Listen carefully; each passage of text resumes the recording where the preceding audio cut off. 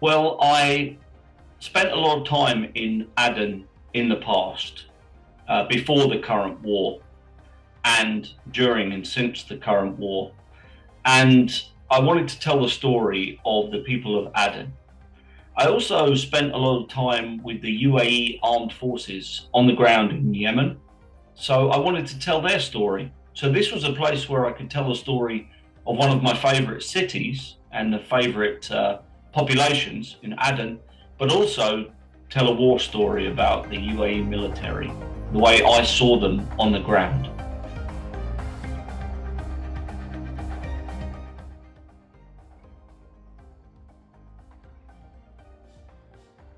The book was ready to write after about 2 years, but the Yemen war was very negatively viewed in Washington, D.C. in particular. So I wanted to wait a little while for the war to be seen in longer perspective and for people to be less angry about the war. And now that the war has had 1 year of ceasefire, people are willing to hear about the Yemen war and be more fair in the way they listen to the war and talk about the war.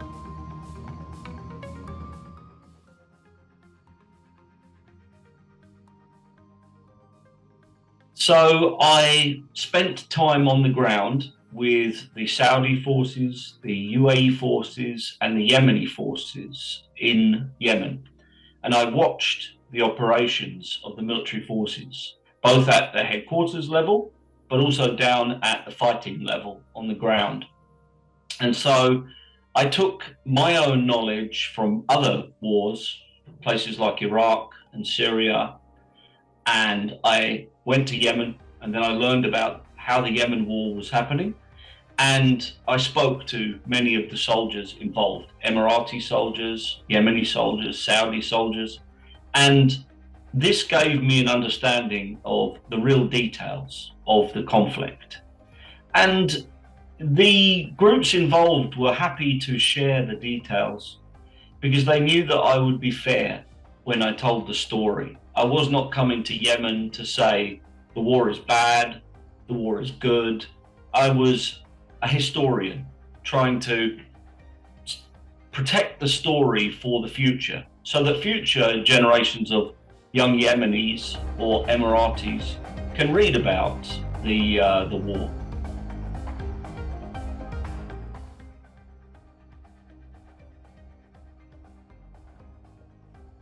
Well, when you're a guest of Yemeni forces or Saudis or Emiratis, they want to protect you because you are their guest.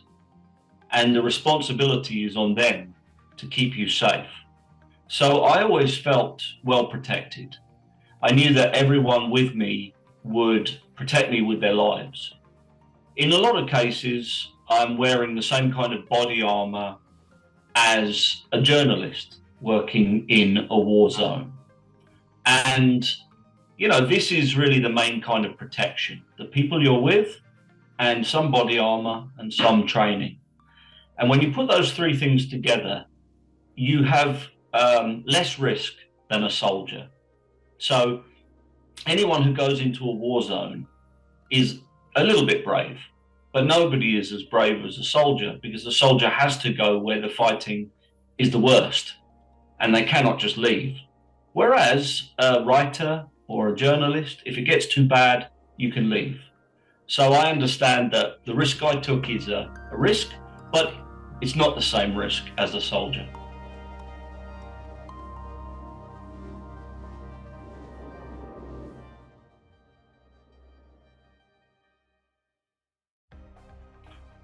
Mohammed bin Zayed is a very good commander-in-chief. Most military officers do not have experience of senior leadership, political leadership. And most political leaders don't have military training. But Mohammed Zayed has got both. So he can bring his military training from Sandhurst and his training in the UAE, and then he brings that together with the political power that he holds. And when you put those two things together, it's a very powerful combination because the commander-in-chief is a trained soldier, but he can also command any resources in the country. So if he has an idea, he can make sure it happens. So, this was a good example of a military leader who is also at the top level of political power, and he uses his experience to make sure the war goes in a positive direction in the Battle of Aden. And, they're very lucky. The UAE was very lucky to have Mohammed bin Zayed as the commander-in-chief in this operation, because he is a good soldier and he has good military instincts. He trusts his commanders when they need to work things on their own, because they have the local understanding. But he also comes with good ideas that he gives to them, and if they agree, then that's a great combination.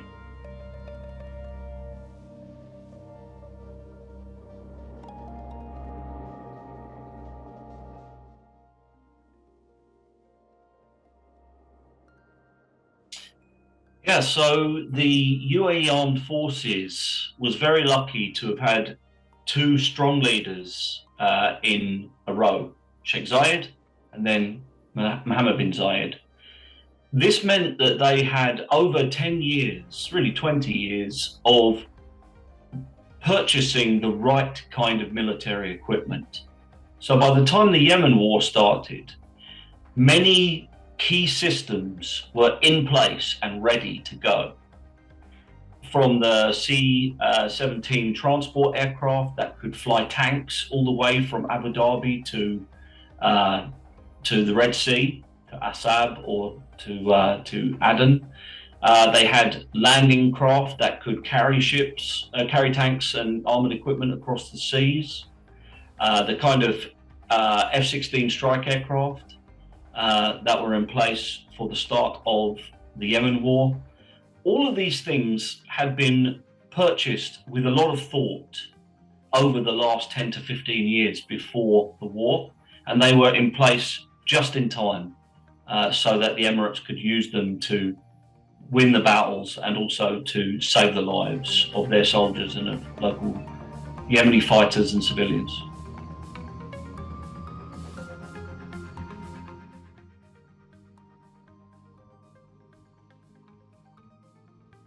So the UAE intervention in Aden helped to keep the port of Aden in the hands of the internationally recognized government.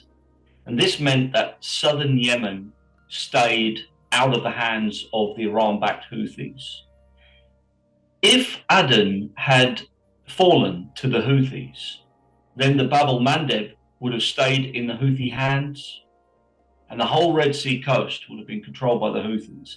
The Houthis would also have had a place to launch missiles against shipping in the Indian Ocean as well. So the defense of Aden was what allowed the Gulf forces, the Arab coalition forces, to liberate Bab el-Mandeb and to liberate places like Mocha and Hoka on the Red Sea coast, and to keep the Houthis out of the Indian Ocean. And that was critical for global shipping safety.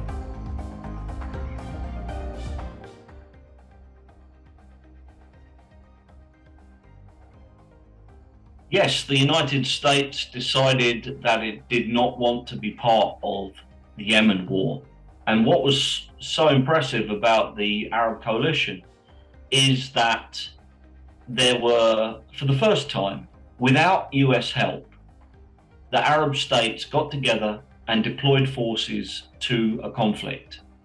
In large numbers, the air campaign was pulled together very quickly and was initially quite effective at disarming the major forces that the Houthis had captured in Sana'a and northern Yemen. And the Emirati part of the coalition was very effective in helping southern Yemen, which was the furthest away from Saudi territory. And so it was the most difficult military challenge that the coalition faced, having to operate at long range. Normally, the US would do that kind of thing. But in this case, the Emirates did it on their own, and they did it very effectively.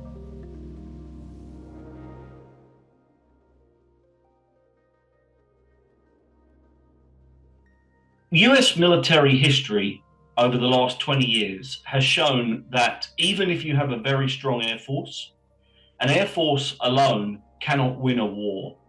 You need ground forces, you need naval forces to be able to control land or to control sea and ports. And this is what Mohammed bin Zayed brought to bear very quickly. He realized from reading military history, from being a military historian and a trained military officer, that air power on its own would not stop the Houthis from taking control of Aden, Marib, and all the other parts of Yemen. So he said we need to insert ground forces into Yemen to help guide the airstrikes and to help support the Yemeni resistance forces. And that's what they did.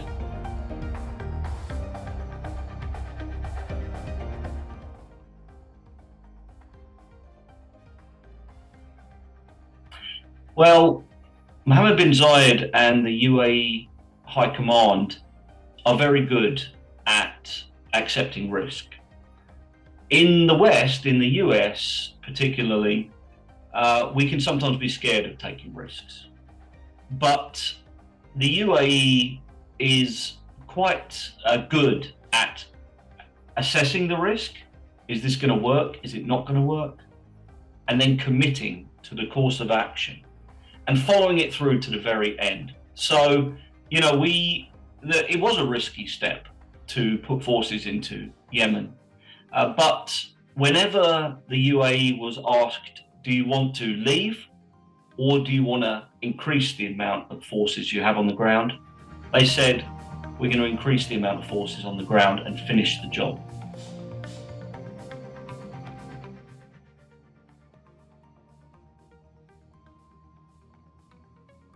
I think the Emirates learned that they could do a military operation like this on their own. And if they need to, they can do it without the Americans. And they can do it very successfully. I think the Emirates also learned, though, that if the international community does not approve of a war, then it's very difficult to stay in that war open-ended. At some point, you have to say, either we can finish this war with a victory, or we have to leave now. And so in 2018, 2019, the Emirates said, okay, there's no more offensive operations. We cannot take Hodeidah because of international pressure. We cannot take Sana'a. So it's time to change the way we're operating. And that led into the Stockholm process, and that led into the year-long ceasefire that we have now.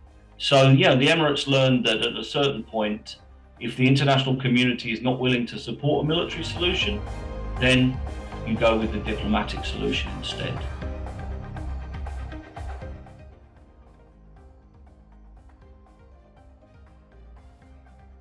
The people involved in the war, whether they're Yemenis or whether they are Emiratis, they don't talk about the war very much. So for me, as a military historian, talking to them about their experience of the war was very good for them. It's a good thing to talk about a war that you've been in. It helps you to understand your thoughts, your feelings about the war, and it's good for your mental health. So I think it's a good thing that people are starting to talk about the war and their experiences in it. They will all take away different lessons from the conflict, but one of the most important ones for Emiratis is that they've been to Yemen and they've seen what it's like when you are in a country that's lost its security. And the main feeling of the Emirati soldiers when they come back is that we must never lose our security inside the United Arab Emirates. We have to keep security and we have to keep the country together in one piece. And that, I think, was a strong lesson for most of the young men and women who went to Yemen. You know, If your country is not together, then it is weak. So they focused on unity.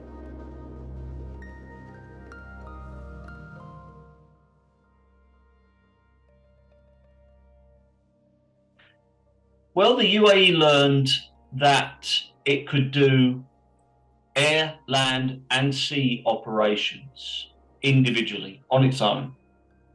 I think it gave the UAE military a lot of confidence. But it also taught the UAE military that you don't stay forever. You go, you do the job, and then you mostly leave. You know, the UAE military is still quite a small military, and the same officers were used for 5-6 years in a row in Yemen, and eventually that makes them very, very tired. So, you know, the UAE learned it could do amazing things, but it also learned that after a couple of years you have to power down and give people a rest and fix the equipment, buy new equipment, because war is expensive and war makes your armed forces very tired, especially the parts of it that you use the most, like the air crews and the special forces. You know, these people need their rest, they need their training, and they need to go back to military education and back to their families.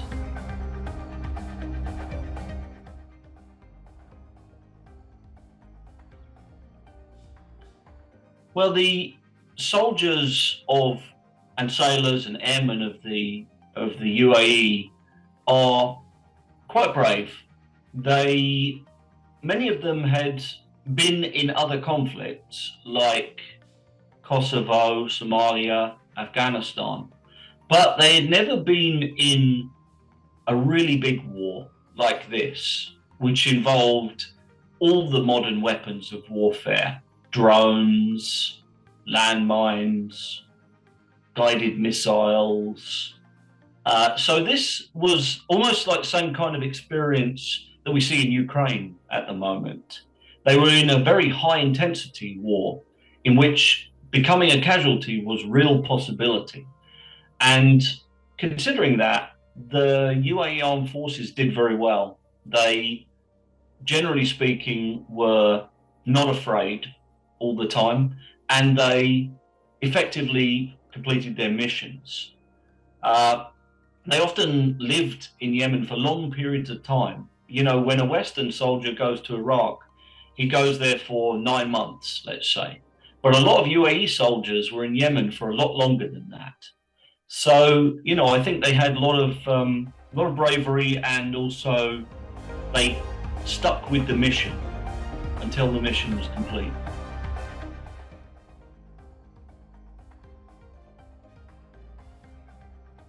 The future of Yemen is probably a divided country solution, meaning that maybe Yemen will go back to being a federation, or even 2 countries, or even 3 countries. And we have to think very hard about whether that is good for Yemen or bad for Yemen. I think in many ways the people of Yemen are comfortable being a federation, being loosely connected together, not run by just one place like Sana'a or Aden or Marib. So we'll leave it up to the Yemeni people, but I think maybe Yemen will be less centralized than it was under Ali Abdullah Saleh, and that could be a good thing.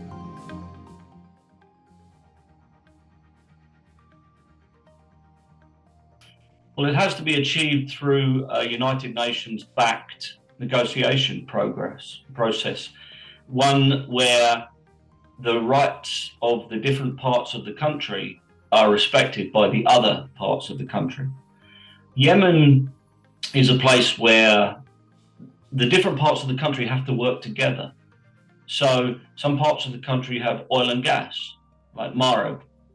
Other parts of the country have ports, like Hadramaut and Shabwa and the Red Sea coast. Other parts of the country have the national government center and airports. So the country has to work together to make all these things, land borders, ports, energy, airports, central bank, all these things are spread across the country. And the Federation will have to work together in the future to be in a functional economy.